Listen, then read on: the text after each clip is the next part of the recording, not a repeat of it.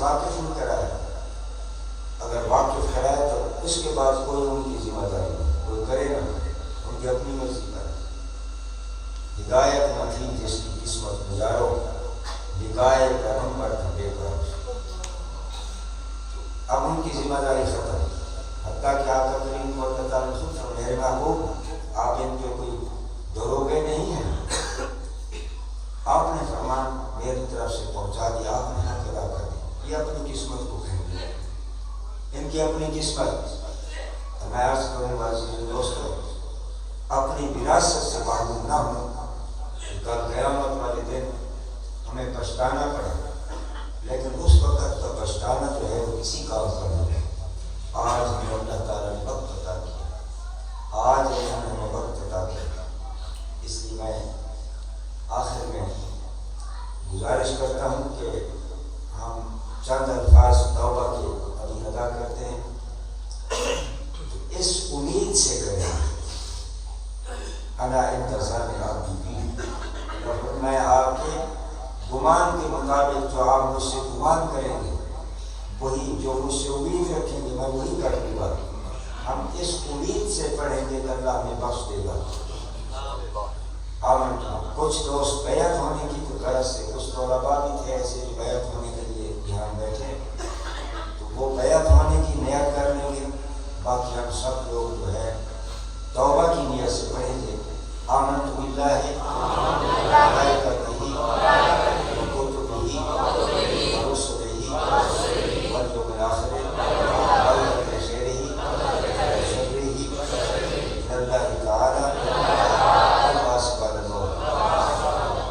استغفر اللہ تعالی ربی من کل ذنب واتوب الیہ. اب سب سے پہلی بات ہوئی تھی ایمان حقیقی. دل سے اللہ کا ذکر کریں گے، نماز کی پابندی کریں گے، تو باقی درود و سلام کثرت سے پڑھیں گے. یہ ضمانت ہے ایمان حقیقی. اگر اس میں تھوڑی سی کوتاہی ہو جائے، اللہ والوں کی صحبت میں یہ بھی رکھا ہے، ان کی صحبت کے اثر سے اس کے ایمان پر کوئی حرف نہیں آتا. اس کا ایمان حقیقی جب اس دنیا سے جائے گا، ہو سکتا ہے کہ دنیا کے اندر زندگی کے اندر کچھ نہ کچھ اونچ نیچ ہو جائے، یہ مقافات عمل ہے، لیکن جائے گا جب ایمان کی سلامتی سے جائے گا. یہ اللہ والوں کی صحبت کا اثر ہے. جب بھی جائے گا ایمان کی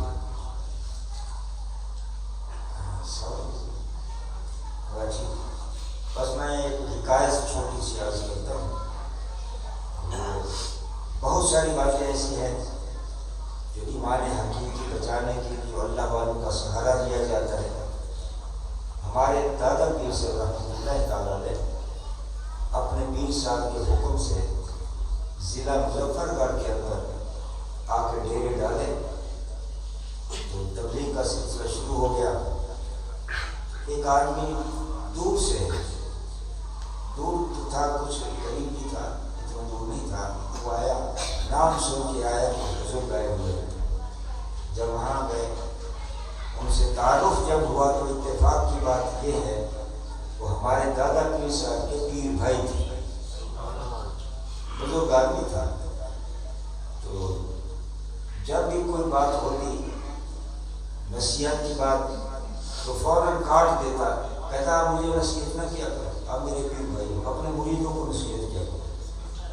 اس کے کچھ معاملات ایسے تھے دنیا داری کے لحاظ سے جو کچھ معیوب تھے.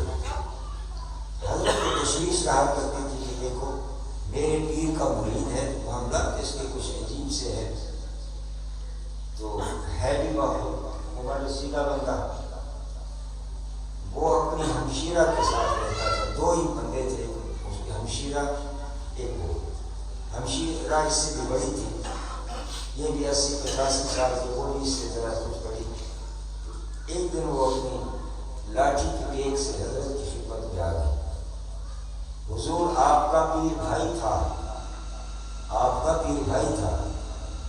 تو اب وہ سکرات لگی ہوئی، جان نہیں نکلتی، آپ کچھ کریں.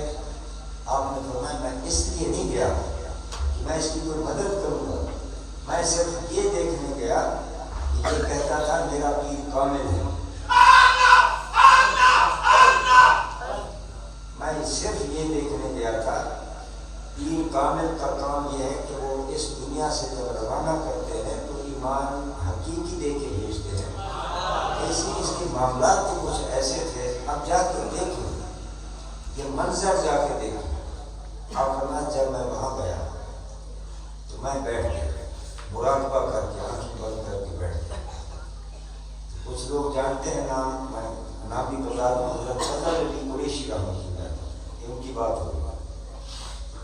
تو وہ آخر میں بیٹھ گیا آنکھیں بند کی. ہمارے پیران عظام میں سے حضرت دوست محمد سے کدھائی وہ تشریف لائے. اب اسے سکرات لگی ہوئی ہے، جان گندنی کا وقت ہے. حضرت تشریف لائے تو فرمایا اے قریشی، آج خود بخود اما ایمان سلامت ہو. قریشی دنیا کے اندر جو سختیاں اس نے جھیلنی تھی وہ جھیل لی، لیکن ایمان حقیقی لے کے جا رہا ہے. امین ایمان حقیقی لے کے جا رہا ہے.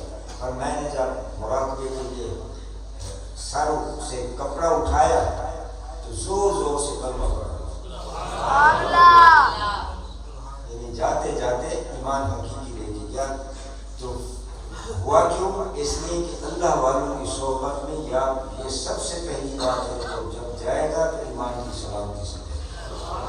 جن دوستوں نے سنتیں پڑھنی پڑھنے اس پر